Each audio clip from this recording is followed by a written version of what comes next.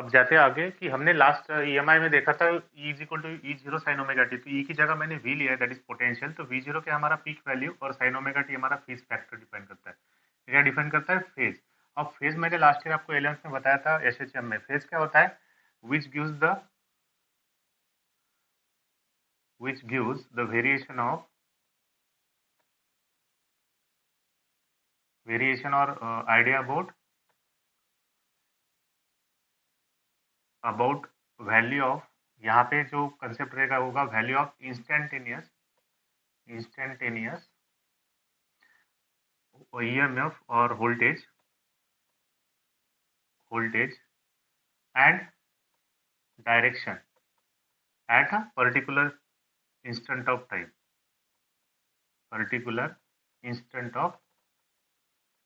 Time, ठीक है। तो ये फेज मतलब क्या होता है? यहाँ पे वहां पे पोजीशन और डायरेक्शन बताता था, यहाँ पे हम करंट की बात कर रहे थे, इसलिए यहाँ पे जो फेज रहेगा, phase will gives the idea about what the value of instantaneous voltage और करंट एंड इस direction at a particular instant of time और एट अ गिवन टाइम। तो गिवन टाइम में उसकी डायरेक्शन क्या रहेगी और कितनी वैल्यू रहेगी, वो किससे पता चलेगी? हमें फेज से। तो ये फैक्टर जो होता है ये फेज फैक्टर होता है हमारा, ठीक है। तो इसको बोलेंगे हम फेज डिफाइन करने वाला।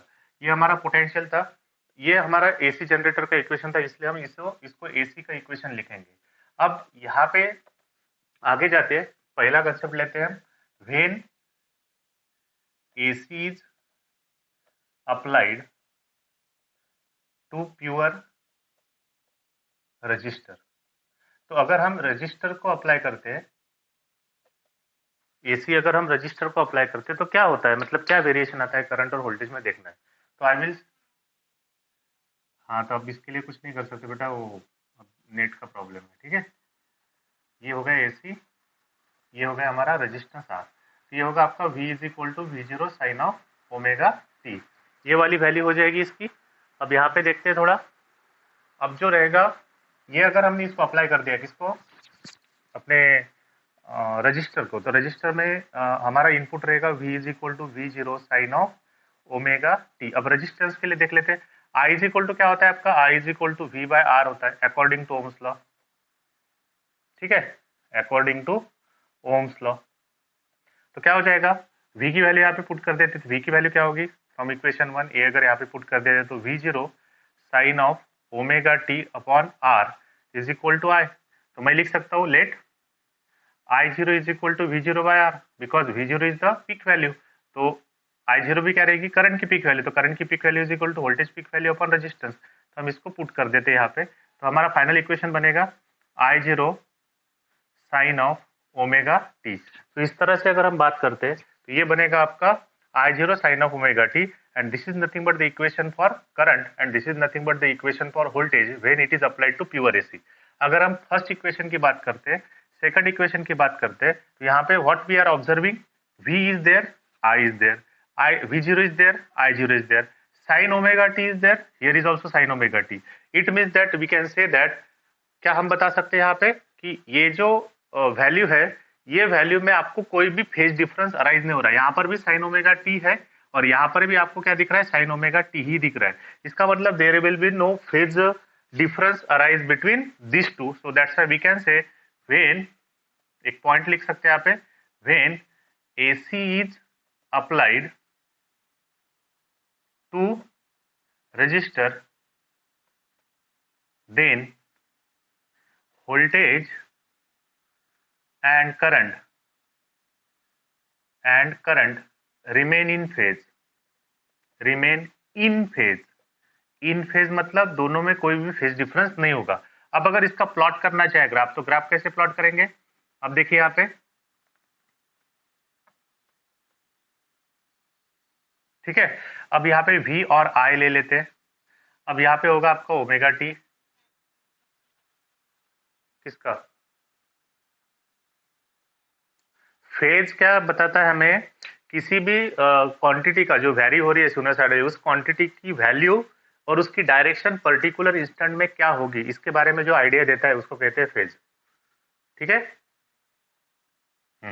तो अब यहाँ पे देखिए, तो दोनों का फेज मतलब पर्टिकुलर टाइम पे दोनों का वेरिएशन सेम हो रहा है। अगर ये मैक्सिमम जाता है तो ये भी मैक्सिमम जाएगा, ये मिनिमम जाता है तो ये भी मिनिमम जाएगा, बात समझ में आ रही है? तो इसमें कुछ फेज डिफरेंस अराइज नहीं हो रहा है, या फिर हम बोल सकते हैं कि ये थोड़ा सा आगे नहीं जा रहा है या फिर ये आगे नहीं जा रहा है। तो यहाँ पे रजिस्टर की बात चल रही है इसलिए। तो अगर हम इसको वोल्टेज का ग्राफ निकालते हैं तो वोल्टेज का ग्राफ इस तरह से बनेगा आपका। तो ये होगा आपका V0, ठीक है। अब देखिए यहाँ पे मैं निकाल सकता हूँ, दैट इज V0। अब अगर मैं आई का ग्राफ निकालूं तो आई का ग्राफ का भी वेरिएशन वही होगा जो V का है, because there is no phase difference arise between them. तो ये भी जीरो से स्टार्ट होगा, वही मैक्सिमम होगा। जब ये जीरो हो जाएगा ये भी जीरो होगा, जब ये मैक्सिमम होगा ये मैक्सिमम होगा। तो ये ग्राफ किसका होगा आपका? आई के लिए। तो ये होगा I0, that is the peak value of current. तो हम इसको मान सकते हैं that is for I is equal to I0 sine of omega T, और ये होगा आपका V is equal to V0 sine of omega t, ये वैल्यू होगी। तो यहाँ पे आपको क्या दिख रहा है? That is nothing but what, there is no phase difference arising between the current and voltage when pure AC is applied to the resistor। अब फेजर हम देख लेते हैं, फेजर वेक्टर। फेजर वेक्टर क्या होता है? थोड़ा सा कंसेप्चुअल है, एक डेफिनेशन होगी फेजर वेक्टर की। It is the unit vector, it is the unit vector, it is the unit vector बोला है मैंने। यूनिट वेक्टर की मैग्नीट्यूड हमेशा कितनी होती है?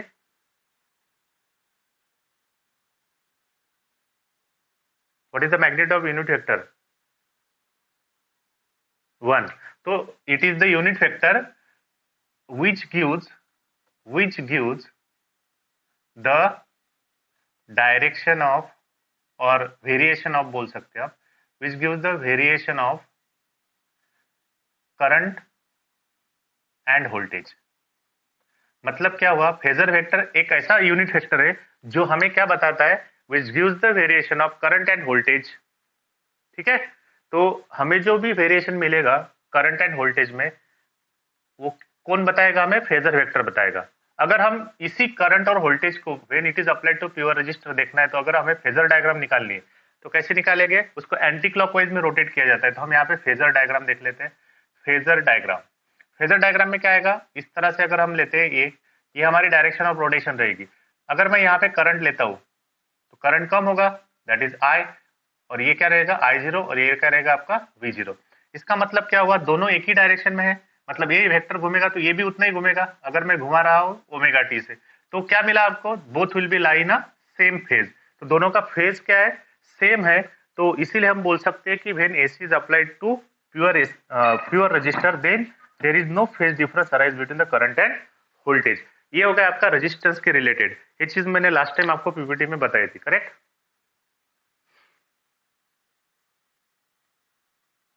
यस और नो? हाँ। अब हमें जो मेन इंपॉर्टेंट टॉपिक देखते हैं यहाँ पे है देखने, AC is applied to pure inductor and AC is applied to pure capacitor. तो कैपेसिटर को और इंडक्टर को हमें देखना है कि क्या होगा, ठीक है। अब देख लेते हैं पूरा।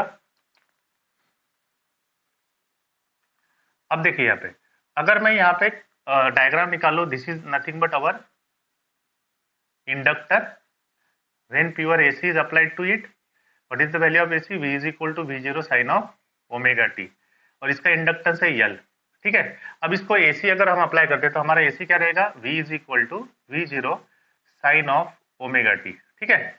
अब देखिए, अगर मैं इसको किरचॉफ लॉ लगाता हूँ, क्योंकि देखिए जब भी ये करंट जाएगा EMF, तो ये करंट जो रहेगा इसमें से जाने वाला, ये AC है तो करंट भी AC रहेगा। इसका मतलब करंट कंटिन्यूअसली चेंजिंग। तो कंटिन्यूअसली चेंजिंग हुआ तो इसके अराउंड जो मैग्नेटिक फील्ड तैयार हो रही है वो भी क्या रहेगी? चेंज रहेगी। इसके कारण क्या करेगी? ये चेंजिंग मैग्नेटिक फील्ड उसी कॉइल के अंदर एक EMF इंड्यूस करेगी, जिसको बोलेंगे हम, या फिर करंट इंड्यूस करेगी, जिसको बोलेंगे हम बैक करंट। तो ये EMF इंड्यूस करेगी, वो EMF कितनी होती है? E is equal to -L di/dt, -L di/dt। ये होता है आपका, ये हमने देखा हुआ है EMI में। इंडक्टेंस के जो होती है -E/di/dt होता है, तो E क्या होगा आपका? -L di/dt। तो मैं E की जगह क्या लिख लेता हूँ? V लिख लेता हूँ, ठीक है। तो ये होगा V डैश। V डैश मतलब क्या होगा कि that is nothing but the EMF which is induced due to the variation of current passing through the inductor and the changing magnetic flux linked with the same coil, and it induce the back EMF to oppose the coming current, that is given by what? -L di/dt। ये हमने देखा था। तो हम लिख सकते हैं according to Kirchhoff's law, लगा देते हैं किरचॉफ्स लॉ, ठीक है। तो क्या हो जाएगा? लूप ले लो, लूप में सम पोटेंशियल क्या होता है, जीरो होता है, तो मैं यहाँ पे पकड़ लेता हूँ v, और ये क्या है आपका, ये पोटेंशियल उल्टा रहेगा, तो v minus V zero V dash is equal to zero, तो v इज इक्वल टू क्या मिलेगा, v डैश मिलेगा। अब v क्या है आपका, v zero sine of omega T, और आपका v डैश क्या है, L D I by D T. अब ये प्लस हो जाएगा, ठीक है, ये माइनस, तो माइनस माइनस ये प्लस हो जाएगा। अब देखिए क्या होता है, अब इसको थोड़ा सा रीअरेंज कर लेते हैं, तो आई चाहिए तो मैं यहाँ पे लिख लेता हूँ डी आई, ये जाएगा वी जीरो बाई एल, ये होगा sine of omega T D t. ये समझ में आया, यस और नो, ठीक है, तो ये हो जाएगा इतना। अब हाँ बोलिए,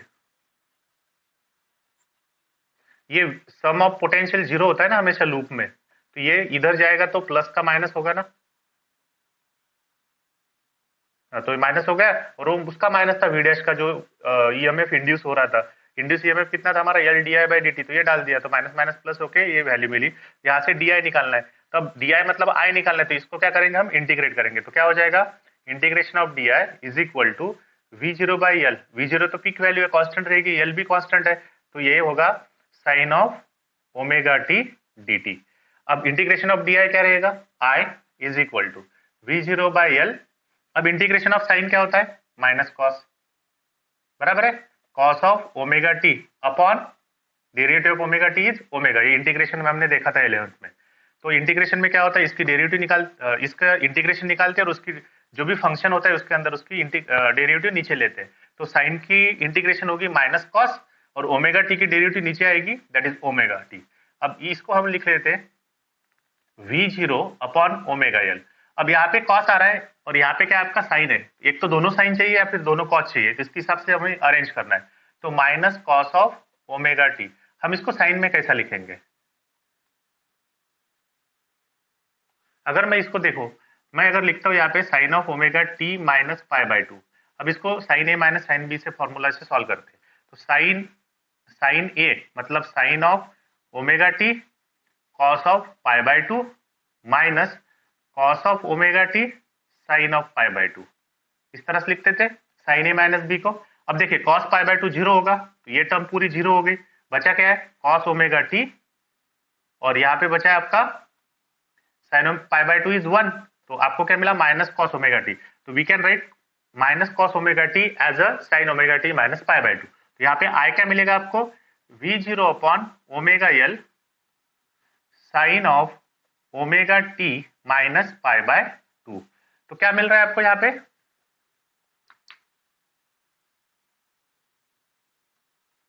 बोलिए, इक्वेशन क्या मिला आपको, I is equal to V zero upon omega L sine of omega T minus pi by two. आवाज आ रही है मेरी, हेलो, हाँ, तो ये हो गया we zero upon omega L sine of omega T minus pi by to.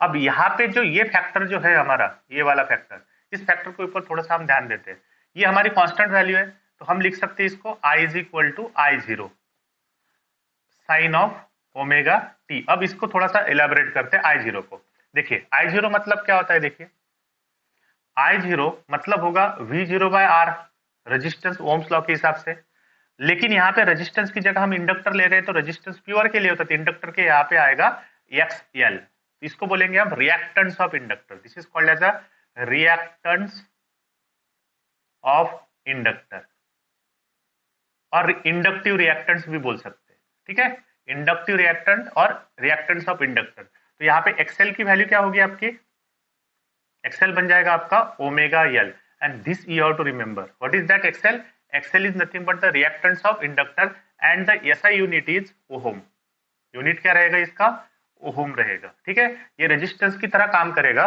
XL. अब देखिए यहाँ पे अगर ओमेगा हम लेते तो ओमेगा की value in terms of frequency हमें पता है, तो ओमेगा होता है आपका 2 पाई एफ, ठीक है, ओमेगा इज 2 पाई एफ, यहाँ पे डाल देंगे तो एक्सएल की वैल्यू बन जाएगी आपकी 2 पाई एल एफ, 2 पाई एफ इंटू एल, ठीक है, तो 2 पाई एफ ओमेगा हो गया और ये एल हो गया। अब देखिए एल कांस्टेंट है, 2 पाई कांस्टेंट है, बचा क्या यहाँ पे फ्रीक्वेंसी। मतलब क्या हुआ, XL is directly proportional to frequency. मतलब क्या हुआ, if frequency increases, if frequency increases, then the reactance of inductor is also increases. If frequency increases, then reactance of inductor is also increases. इसका मतलब क्या हुआ, अगर हम एसी की फ्रीक्वेंसी बढ़ाते जाएंगे तो इंडक्टर उसको और ज्यादा अपोज करेगा करंट पास करने के लिए। कौन सा, एसी, क्योंकि उसकी फ्रीक्वेंसी होती है, डीसी को फ्रीक्वेंसी 0 होती है। अगर फ्रीक्वेंसी 0 हुई तो एक्सएल की वैल्यू भी क्या हो जाएगी, 0 हो जाएगी। इसका मतलब क्या हुआ, the inductor is the device who will not allow to pass AC but pass DC। तो DC को इजीली पास करेगा और AC को पास नहीं करेगा। तो इसीलिए इसको हम एक डिवाइस का नाम भी दे सकते हैं, which will block AC and pass DC।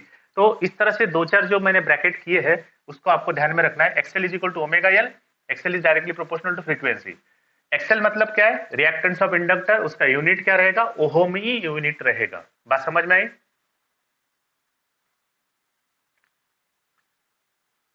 हाँ, अब यहाँ पे जो, हाँ यहाँ पे जो, अब देखिए ये मेरा पहला इक्वेशन है और ये लास्ट ऑब्टेन्ड इक्वेशन लास्ट वाला है। First, this is first and this is second. अब दोनों में देखिए क्या आपको दिख रहा है, यहाँ पे V0 है, यहाँ पे I0 है। चलो पीक वैल्यू हो गया। यहाँ पे साइन ऑफ ओमेगा टी है, बट यहाँ पे sine of omega T minus pi by 2 आ रहा है। इसका मतलब क्या हुआ कि ये फेज पाई बाय 2 से पीछे चल रहा है, माइनस पाई बाय 2 इसलिए। तो करंट क्या कर रहा है, लैग कर रहा है किससे, वोल्टेज से। या फिर हम बोल सकते हैं voltage leading the current by pi by 2, या फिर ऐसे बोल सकते हैं current lagging the voltage by pi by 2। Lag करना मतलब पीछे, लीड करना मतलब आगे। तो इस तरह से अगर हम बात करते हैं तो क्या लिख सकते हैं, एक सेंटेंस फाइनल, एक नोट की तरह, कि in case of AC to pure inductor क्या होगा, current lags the voltage by pi by 2। कितने से लैग कर रहा है वो, पाई बाय 2 से लैग कर रहा है। अब इसकी हम फेजर डायग्राम निकालने की कोशिश करते हैं। अब देखो यहाँ पे, अब मुझे बताओ करंट क्या कर रहा है, लीड कर रहा है कि लैग कर रहा है, लैग कर रहा है। तो करंट पीछे रहना चाहिए, तो हम पहले वोल्टेज का निकाल लेते हैं। यहाँ पे देखिए वोल्टेज का ग्राफ हो गया, दिस इज द वोल्टेज का वेरिएशन। अब देखिए यहाँ पे I0 की वैल्यू V0 बाई एक्सएल है। एक्सएल तो 0 नहीं हो सकता एसी के लिए, एक्सएल कुछ ना कुछ रहेगा, तो automatically V0 by XL is क्या होगा, लेस देन V0 रहेगा। इसका मतलब I0 is less than V0। तो करंट हमेशा छोटा ही होता है ईएमएफ से। क्यों, क्योंकि current is equal to EMF upon resistance होता है, रेजिस्टेंस कुछ ना कुछ होता है, इसलिए I0 की वैल्यू हमेशा V0 से कम रहेगी। तो ये हमारा V0 हो गया, ठीक है, दैट इज V0। अब I की वैल्यू निकालनी है, but I is lagging. Lagging मतलब कहां से स्टार्ट होगा वो, अगर हम इसको पाई बाय 2 पकड़ते हैं, ये हमारा पाई हो गया, this is our 3 pi by 2 and this is our 2 pi and that is our 0। तो हमारा जो करंट रहेगा, करंट नीचे से स्टार्ट होगा, ठीक है, इस तरह से।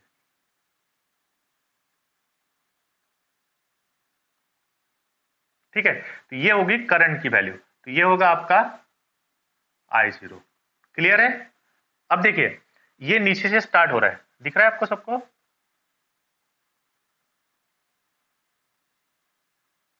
तो करंट क्या करेगा, लैग करेगा। So this is nothing but the variation of voltage and current when AC is applied to pure inductor. अगर हम फेजर डायग्राम की बात करेंगे, फेजर डायग्राम, अब फेजर डायग्राम में क्या करेंगे, एंटी क्लॉकवाइज डायरेक्शन में लेंगे। लीड करना और लैग करना, कौन लीड कर रहा है, वोल्टेज, कौन लैग कर रहा है, करंट। तो मैं करंट इधर ले लेता हूं, दैट इज सपोज I0 होगा, और यहाँ पे क्या होगा, V0 होगा, और दोनों के बीच में एंगल कितना रहेगा, पाई बाय 2। ठीक है, तो यहाँ पे होगा आपका ओमेगा टी। क्लियर है।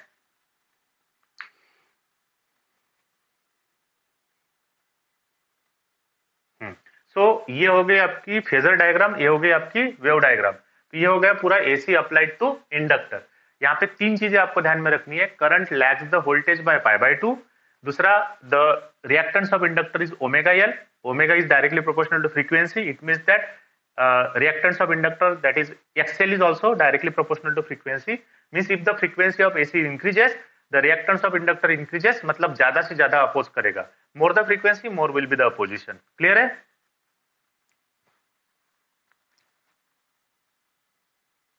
Yes or no? ओके, तो आगे जाके देखते हैं. अब तीसरा डिवाइस हमारा बचा है कैपेसिटर. अब कैपेसिटर क्या होता है कि कैपेसिटर को अगर हम प्योर एसी अप्लाई करते हैं तो क्या रिलेशनशिप आता है वोल्टेज एंड करंट में, वो हमें देखना है. थोड़ा सा देख लेते हैं क्या होता है. तो अब हमने कैपेसिटर फर्स्ट चैप्टर में देखा था इलेक्ट्रिक फील्ड पोटेंशियल में, ठीक है. अब अगर मैंने यहाँ पे कैपेसिटर लिया, पैरेलल प्लेट कैपेसिटर, इसको हमने एसी अप्लाई किया, दैट इज प्योर एसी. अब इसका कैपेसिटेंस कितना रहेगा, सी. और सी इज इक्वल टू क्या होता है, capacitance is equal to V by Q, बराबर है. अरे बोलो,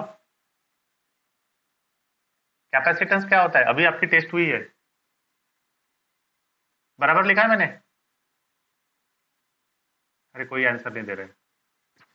हेलो, आवाज आ रही क्या मेरी? हाँ, तो क्या होता है कैपेसिटेंस, वी बाय क्यू होता है कि क्यू बाय वी होता है? हाँ, क्यू बाय वी होगा. तो ये होगा आपका क्यू बाय वी, ठीक है. ये होगा इसका कैपेसिटेंस. एसी हमने अप्लाई किया, V is equal to V zero sine of omega t apply किया हुआ है. अब यहाँ पे लिख लेते हैं एसी. एसी हमारा V is equal to V zero sine of omega T, ठीक है. अब मुझे बताओ, बट कैपेसिटर के लिए क्या होता है, कैपेसिटर के लिए C is equal to Q by V, बराबर है. तो वी क्या मिलेगा, क्यू बाई सी, बराबर है कि नहीं है.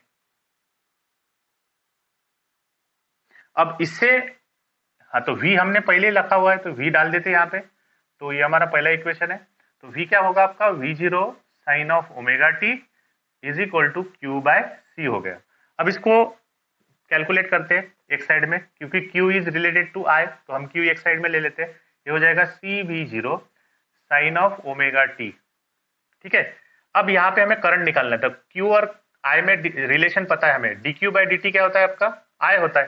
तो मैं इसको डिफरेंशिएट कर देता हूँ, differentiate with respect to time, ठीक है. तो क्या मिलेगा आपको, D Q by D T हो गया. अब यहाँ पे c and v zero is constant.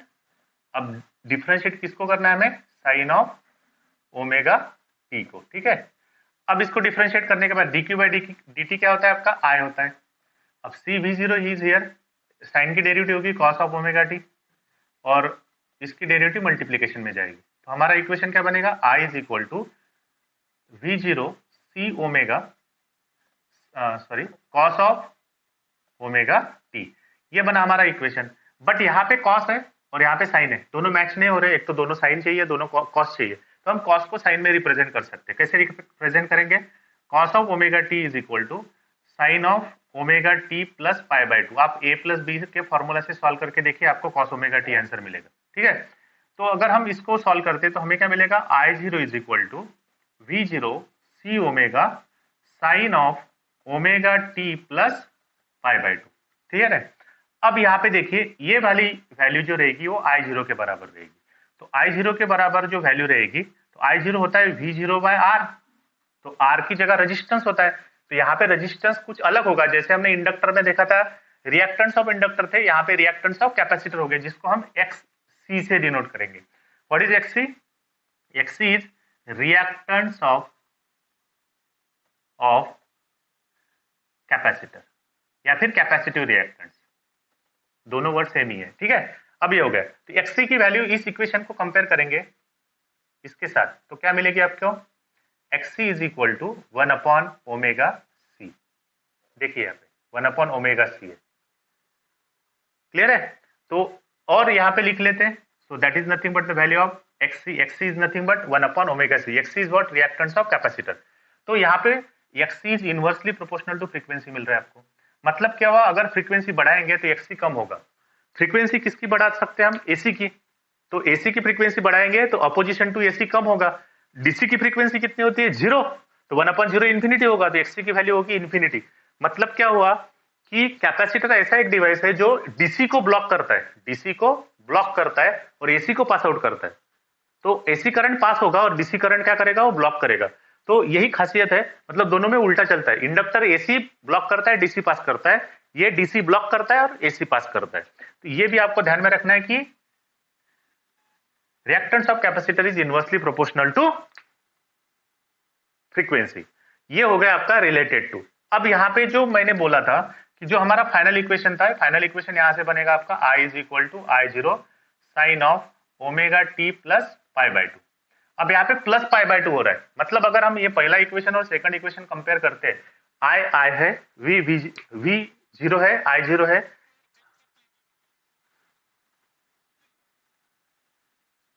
ठीक है चलो हो जाएगा पीरियड।